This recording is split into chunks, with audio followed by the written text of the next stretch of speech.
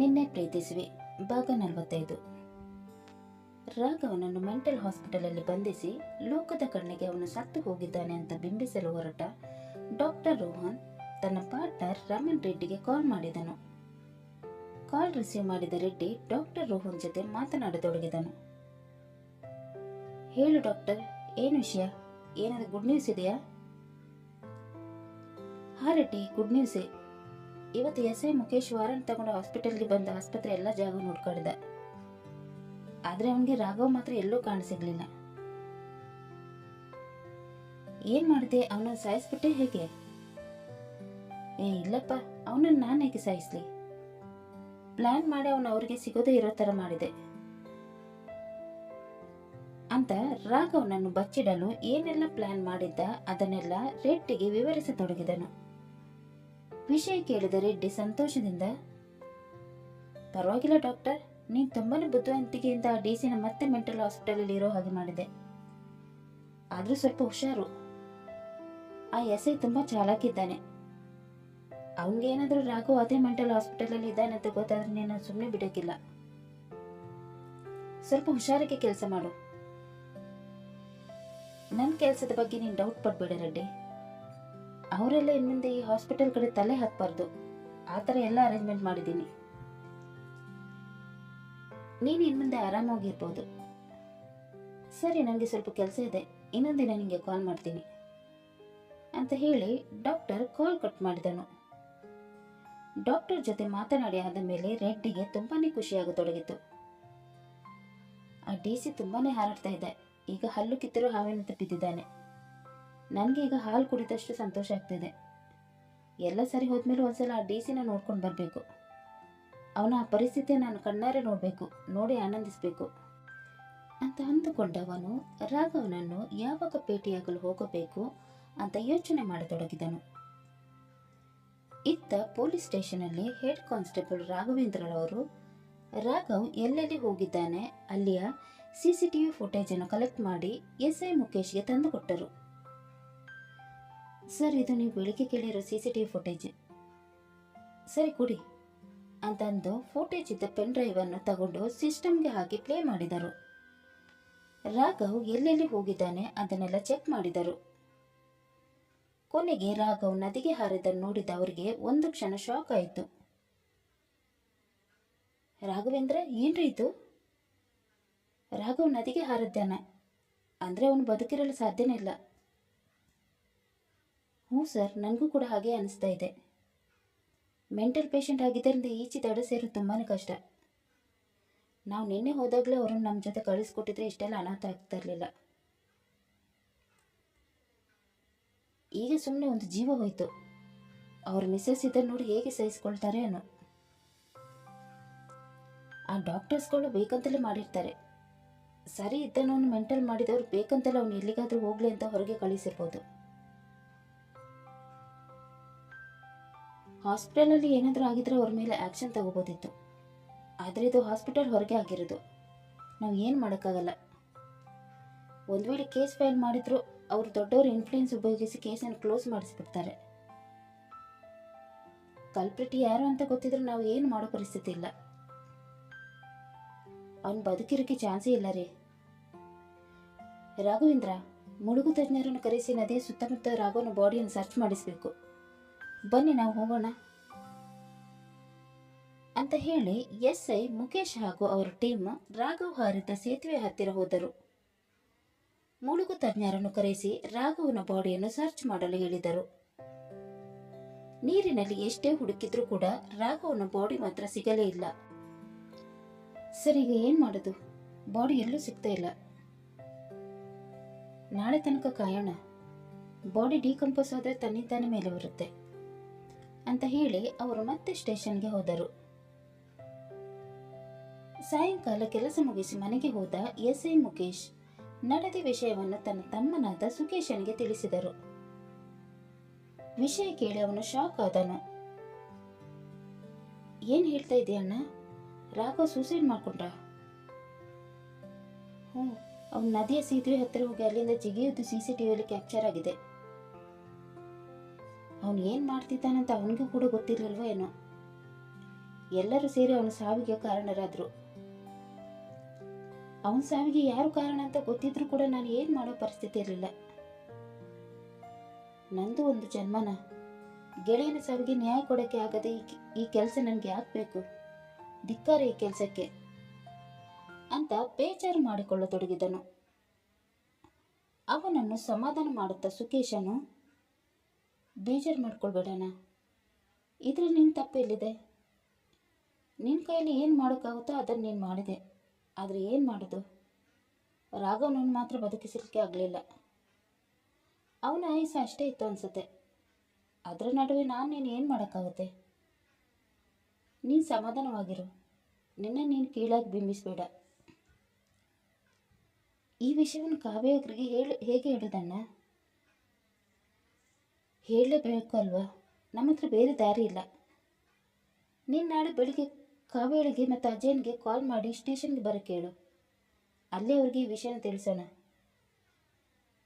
ಆಯಿತು ಅಣ್ಣ ಅಂತ ಹೇಳಿ ಅವನು ಕಾವ್ಯಳ ಪರಿಸ್ಥಿತಿಯನ್ನು ನಂದಿಕೊಂಡು ಬೇಜಾರು ಪಡತೊಡಗಿದನು.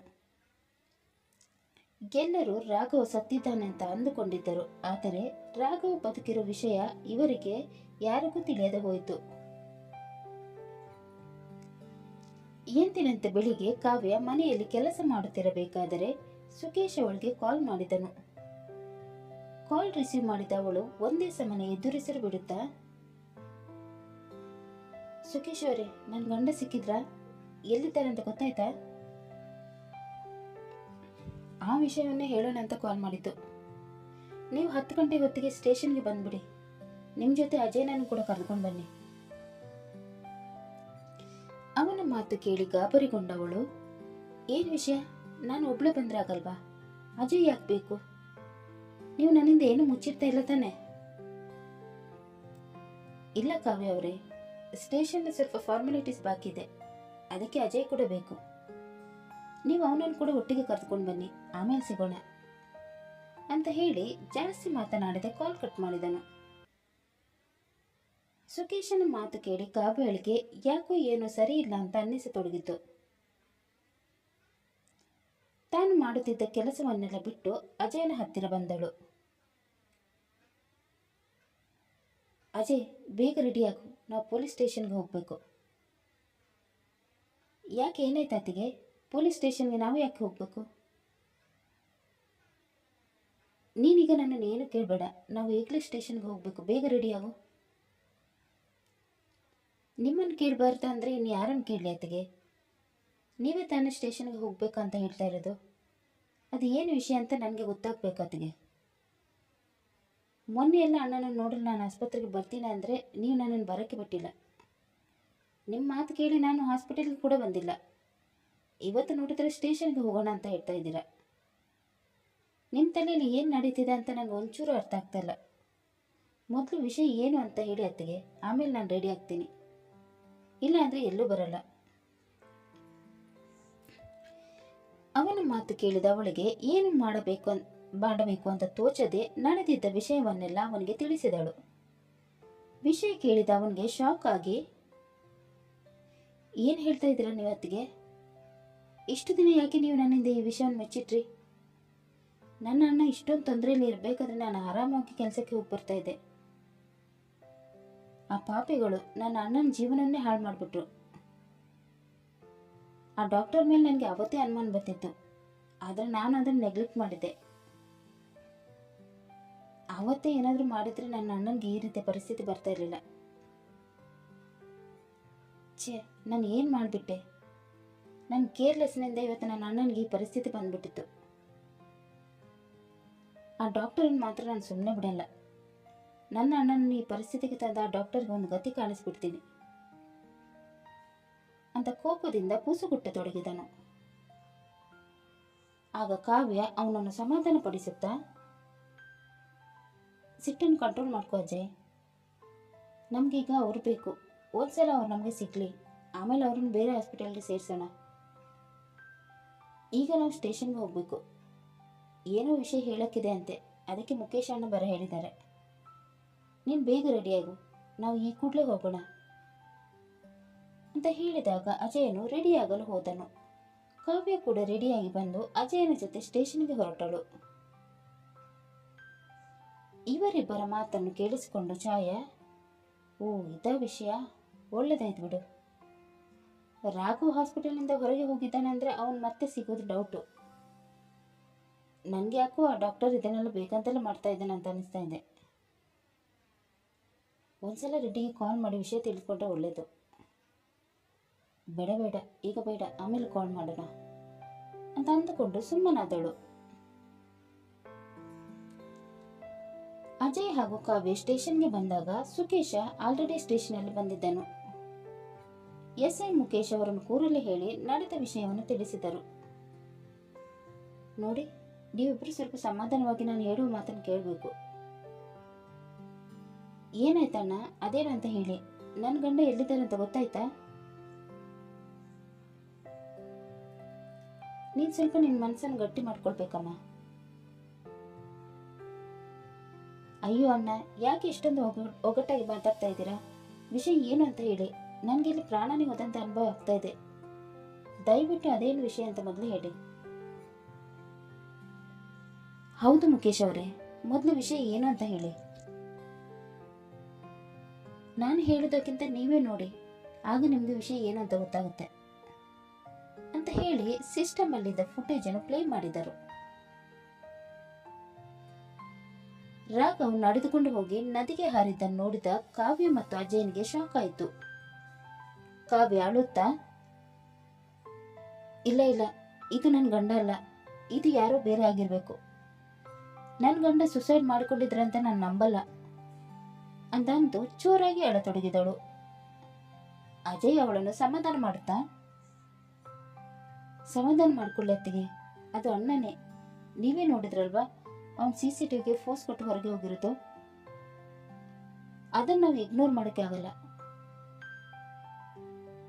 ಮುಖೇಶ್ ಅವರೇ, ಅಣ್ಣನ್ಗೆ ಏನಾಗಿದೆ ಅಂತ ಗೊತ್ತಾಯ್ತಾ?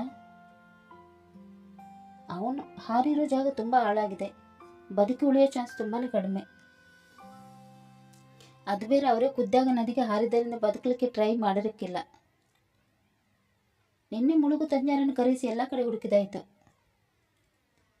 ಬದುಕಿದ್ರೆ ಅವನು ಇಷ್ಟ ತನಕ ಯಾರ ಕಣ್ಣಿಗಾದ್ರೂ ಕಾಣಿಸ್ತಾ ಇದ್ದ. ನನಗನ್ನಿಸೋರ ಪ್ರಕಾರ ಅವನು ಬದುಕಿಲ್ಲ ಅಂತ ಅನ್ನಿಸ್ತಾ ಇದೆ. ಇವತ್ತು ಒಂದ್ ದಿವಸ ಕಾಯೋಣ, ಹೆಣ ಮೇಲೆ ಬಂದ್ರೂ ಬರ್ಬೋದು. ಎಸ್ಐ ಮುಖೇಶ್ ಮಾತು ಕೇಳಿ ಅಜಯನಿಗೆ ಭೂಮಿಯ ಬಿರಿದಂಗೆ ಭಾಸವಾಯಿತು. ಕಾವ್ಯ ಅಳಂತೂ ಜೋರಾಗಿ ಅಳತೊಡಗಿದಳು. ಕತೆ ಮುಂದುವರಿದು. ರಾಘವ್ ಬದುಕಿರೋ ಸತ್ಯ ಕಾವ್ಯಳಿಗೆ ಗೊತ್ತಾಗುತ್ತೋ ಇಲ್ಲವೋ ಅನ್ನೋದನ್ನು ತಿಳಿಯಲು ಮುಂದಿನ ಸಂಚಿಕೆಗಾಗಿ ಕಾಯೋಣ. ಅಲ್ಲಿ ತನಕ ಈ ಕತೆ ನಿಮ್ಗೆ ಇಷ್ಟವಾದಲ್ಲಿ ಲೈಕ್ ಮಾಡಿ, ಶೇರ್ ಮಾಡಿ ಮತ್ತು ಸಬ್ಸ್ಕ್ರೈಬ್ ಮಾಡೋದನ್ನು ಮಾತ್ರ ಮರಿಬೇಡಿ. ಹಾಗೆ ಕತೆ ಹೇಗಿದೆ ಅಂತ ಕಮೆಂಟ್ ಬಾಕ್ಸಲ್ಲಿ ತಿಳಿಸಿ. ಧನ್ಯವಾದಗಳು.